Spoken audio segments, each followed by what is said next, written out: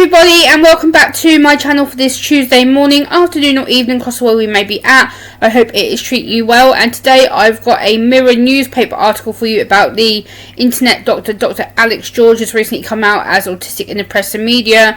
I want to give you a little bit of background information about him. I will link the article and his personal website down below in the video description if you want to find out more about him, and I'm going to give my autistic thoughts after I read the article, but I want to give you a little bit of background information now. So Dr. Alex George is a mental health campaigner and educator, a former accident and emergency doctor, has spent 4 years as the youth mental health ambassador to the UK government. He's also a best-selling author and podcast host and has over 5 years of speaking experience. So these are just the background notes that I'd written about him. Let's get into the article. Dr. Alex George calls his autism diagnosis a huge relief. Dr. Alex George says being diagnosed with ADHD and autism was a weight off his shoulders, who found fame on Love Island in 2018. In October 2025, he was also diagnosed with OCD before paying for a private autism diagnosis, but Alex now believes the symptoms has been present since he was a child. I think the goal in life is to be able to totally accept yourself, he told the Mirror newspaper. Not having understanding can cause distress. He says it is a huge relief to finally understand himself. However, Alex says it is totally wrong that ADHD and autism are assessed separately. Statistics show that 30 to 80% of people with ADHD also will have autism and meet the criteria for an autism diagnostic assessment. With autism, it was much more relief and acceptance, he said. Now people understand him better if he comes across as blunt or if last-minute plans have been changed. I'm not good at recognising the good people or who the bad people are.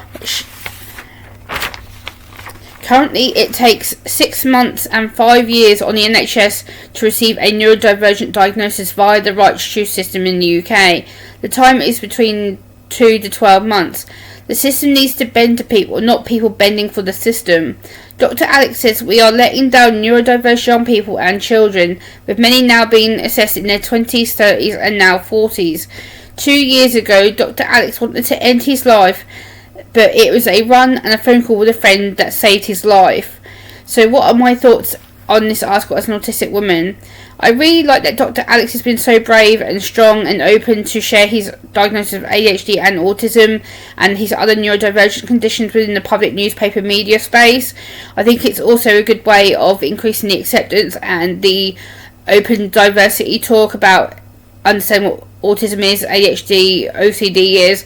I think it's another way of getting people to talk more openly and being more honest about their diagnosis and how to talk it in a public media setting. I think also for him it's a way of, like he says, it's a relief. He feels like the weight has come off his shoulders about it, which I think is a really, really impressive thing to think about, because a lot of people are often scared about sharing their diagnosis or their journey to finding a diagnosis. Like with me at first, when I first got diagnosed, I was very angry and very bitter. I didn't really want to discuss it or talk about it or bring it up. And then my parents were like, well, Gemma, it is what it is. Like, you might as well do something with it and help other people. And that's when, I started getting into the campaigning and political advocacy and autism advocacy and campaigning and the speaking on public radio, etc. Because I felt it was going to help me understand myself and my place in the world and potentially help other people.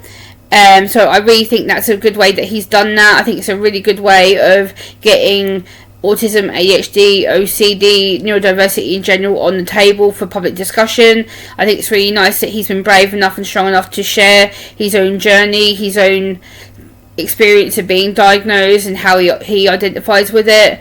And being a frontline medic as well can be extremely difficult to share that, because again, working within the NHS space, the mental health field myself, it is something that you are scared to mention or bring up, because a lot of people will be like, oh, do you really need to share that, and they kind of give you the eye roll and judge you. And so I do really support him and celebrate him for sharing that, because it's really brave to share in such a public way, a public forum, a worldwide forum, because obviously a lot of people are going to now know about his diagnosis of who he is and what he's about.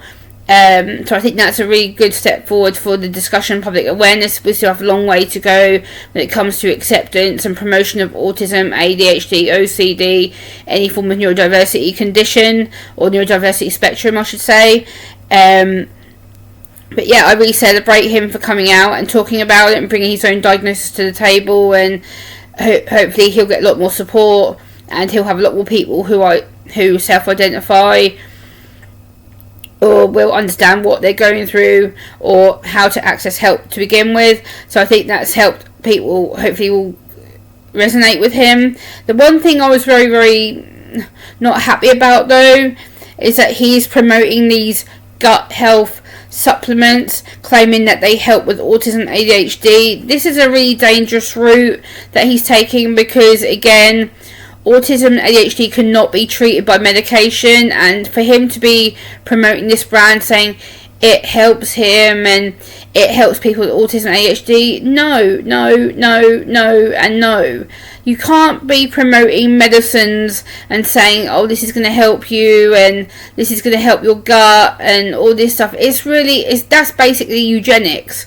You're basically promoting a way to supposedly make us better, and it's not okay. That's not okay. Like, promoting medication for autism and ADHD, yes, I know you're a medic, so you've got more medical experience than what I have, but you have to be so careful when mentioning these kind of stuff, because, you know, it's not regulated. It's not a case of it's been proven or whatnot, and I just find it really upsetting and distressing that these influencers, these medical people, are still trying to promote these medicines and tablets and pills and injections, and it's just not okay, because it's going to frighten the most vulnerable parents and the most vulnerable people who are going through the autism assessment or going through the ADHD assessment or an OCD assessment, and they're going to believe that these supposed pills can help treat them, and no, they can't.